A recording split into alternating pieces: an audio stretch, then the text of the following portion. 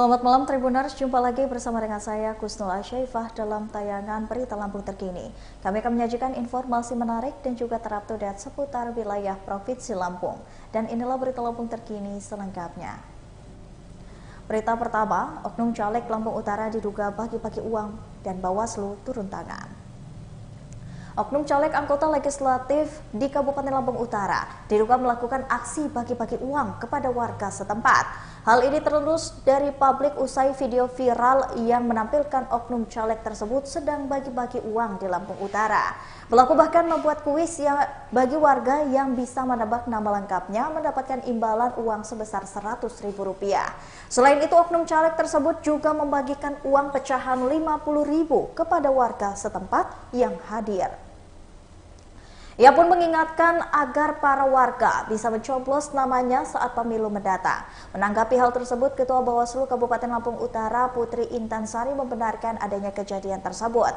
Ia juga menyebutkan adanya laporan dugaan pelanggaran kampanye. Ia juga menyebutkan pihaknya sedang mendalami kejadian tersebut, bahkan pihaknya telah melakukan klarifikasi terhadap pihak-pihak terkait. Putri juga menjelaskan pihaknya juga sudah melakukan pemanggilan terhadap oknum caleg yang bersangkutan. Kemudian pihaknya juga masih belum bisa menjelaskan hasil klarifikasi lantaran masih proses di Bawaslu Kabupaten Lampung Utara.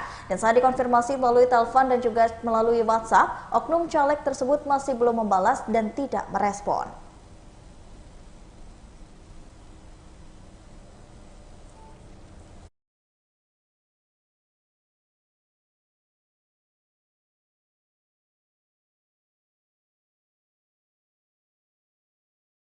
Pencarian bocah tenggelam di laut Bandar Lampung meluas hingga Pulau Tangkil.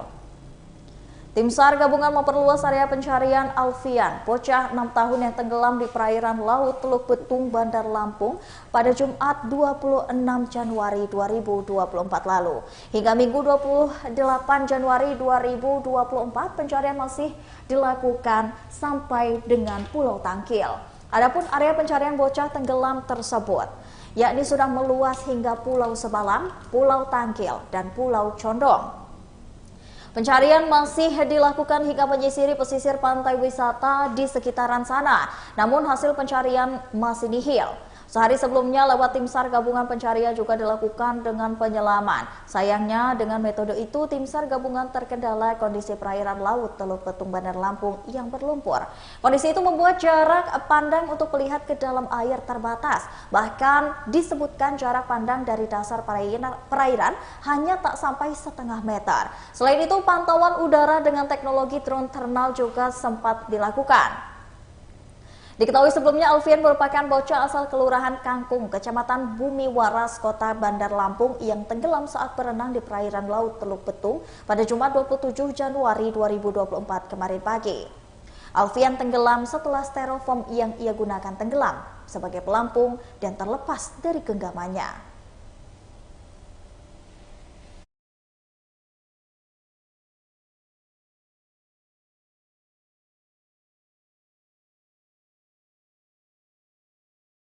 Tarif penyeberangan dermaga eksekutif Pelabuhan Bakauheni Merak naik mulai 1 Februari 2024 mendatang. PT ASDP Ferry Indonesia akan memperlakukan penyesuaian tarif baru di perlintasan penyeberangan Bakauheni Merak dermaga eksekutif mulai Kamis 1 Februari 2024 mendatang. General Manager PT ASDP Indonesia Ferry Kapten Rudi Sunarko membenarkan bahwa pihaknya akan memperlakukan penyesuaian tarif baru di perlintasan penyeberangan Bakauheni Merak bagi dermaga eksekutif. Hal itu berdasarkan surat Direktur Utama PT ASDP Indonesia Ferry Persero dengan nomor OP 404-01344. Pada 28 Juli 2023, ini perihal penyesuaian tarif terpadu layanan eksekutif perlintasan penyeberangan Bakauheni Merak. Berikut tarif baru di perlintasan penyeberangan Bakauheni Merak bagi dermaga eksekutif. Jenis muatan lintas ekspres atau eksekutif Bakauheni Merak, penumpang dewasa seharga 84.800 sedangkan bayi 4.000. Kendaraan golongan 1 85.000, golongan 2 129.677 rupiah, golongan 3 187.853, golongan 4 dengan kendaraan penumpang 704 749.128 dengan kendaraan barang Rp491.800.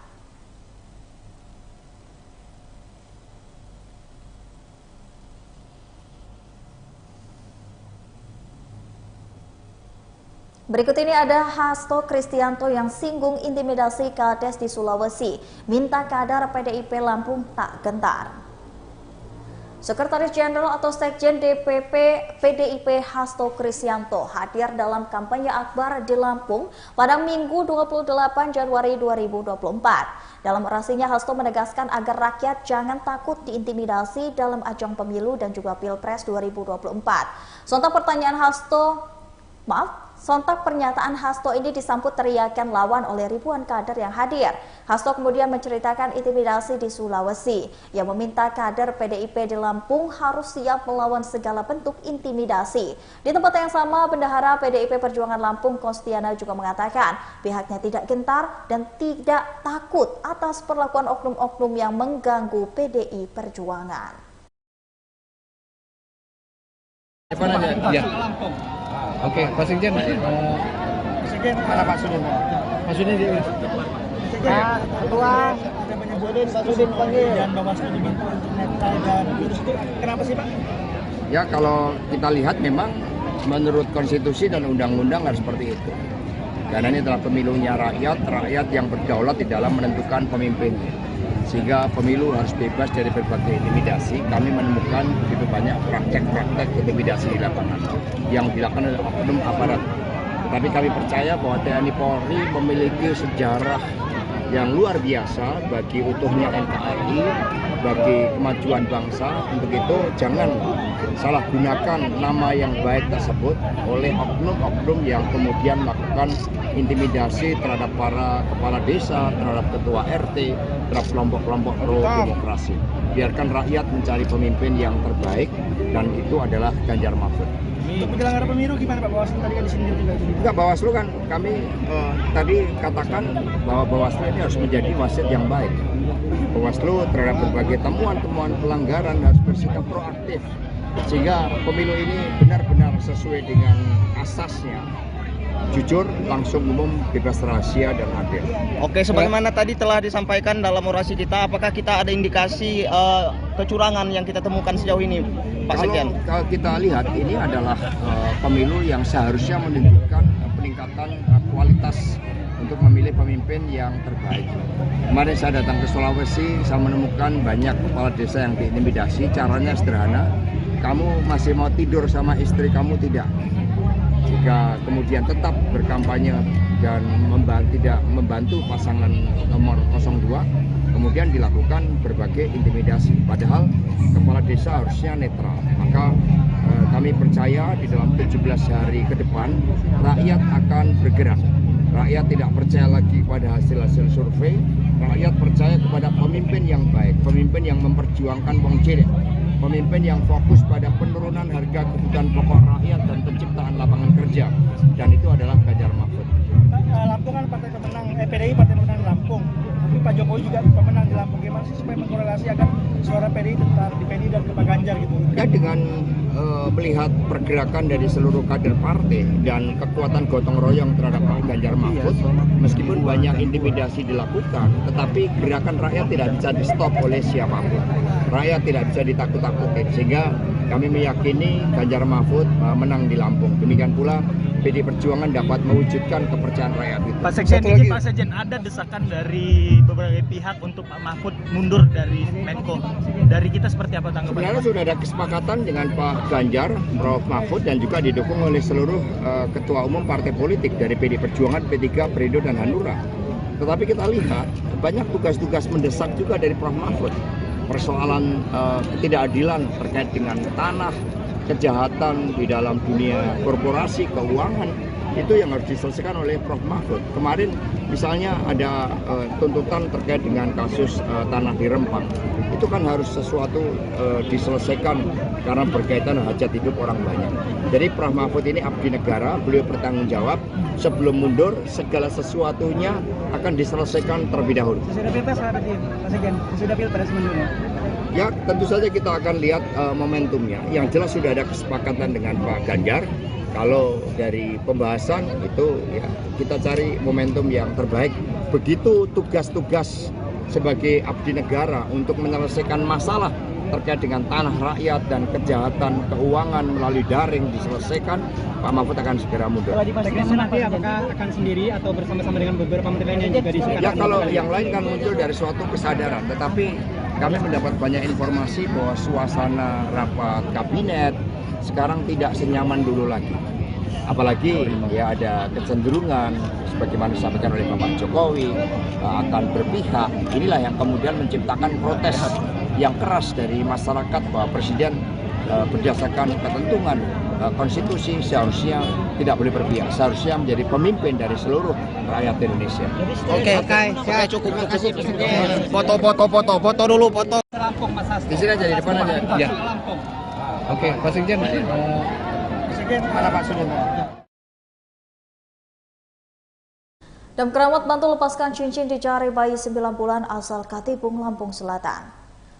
Petugas Dinas Pemadam Kebakaran dan juga Penyelamatan atau Damkerabat Lampung Selatan membantu warga Katipung melepaskan cincin yang tersangkut di jari manis tangan kanan anaknya.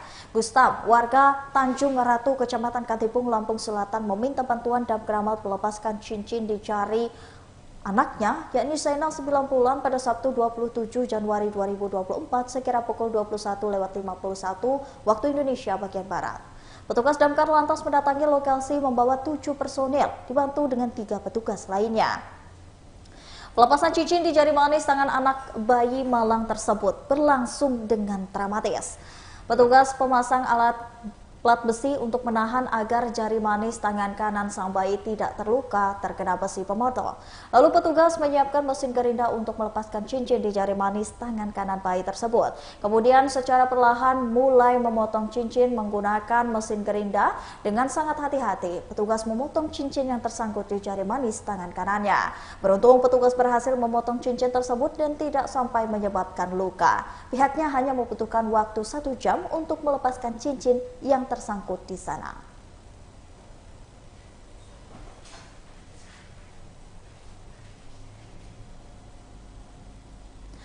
Membawa golok dan ingin tawuran, polisi mengamankan belasan remaja asal Lampung Tengah. Jajaran Polsek Sukarame berhasil menggagalkan 11 remaja asal Lampung Tengah yang akan tawuran di depan Bagas Raya, Kecamatan Sukarame, Kota Bandar Lampung pada Minggu 28 Januari 2024. Kapolsek Sukarame Kompol Warsito mengatakan pihaknya mengamankan 11 remaja tersebut yang hendak tawuran. Polisi menangkap belasan remaja tersebut saat berada di Polsek Sukarame melakukan kegiatan rutin yang ditingkatkan. Petugas melakukan pemeriksaan yang didapati remaja tersebut membawa senjata tajam. Ada juga sabuk gear hingga petasan dalam pemeriksaan tersebut. Remaja yang ditangkap tersebut berinisial DS 17 tahun, AR 17 tahun, IR 16 tahun, IL 14 tahun, MA 16 tahun, KS 16 tahun, WD 16 tahun, HF 15 tahun, YS 17 tahun, RA 16 tahun, dan juga AS yang berusia 16 tahun. Remaja tersebut sebagian besar masih berstatus sebagai pelajar sekolah menengah atas. Para remaja tersebut dari Lampung Tengah sengaja merencanakan akan melakukan tawuran dengan salah satu kelompok yang berada di Bandar Lampung.